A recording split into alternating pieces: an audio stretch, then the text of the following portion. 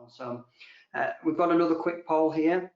So we just want to understand a little bit more around kind of your approach to security. So how secure are your remote workers compared to when they were in the office, whether that's now or prior to COVID? But generally, we're seeing sort of around about 40% or so thinking that actually they've got some deficiencies there from a remote work perspective. So again, 15 seconds just to answer that question. It'd be really interesting, I think, to see what the output is here, because it's generally quite a broad spread.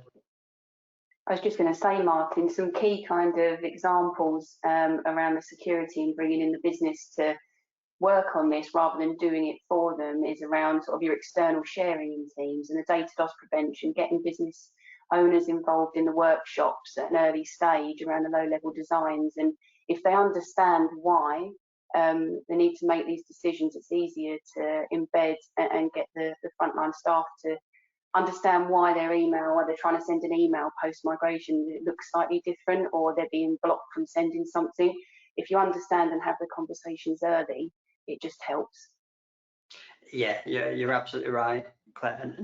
And security and planning and all these other factors are absolutely fundamental in terms of bringing those people on that journey. Whether we talked about evangelists, but you start to broaden that out into the end user and the people that are going to consume that. And the earlier you engage them, the smoother that adoption will be. So, right, okay, so everybody's come back with 100% think that they aren't as secure as officers. And that's really, really interesting, because when you move to cloud, your office becomes a remote location. It's no different to if somebody sat at home.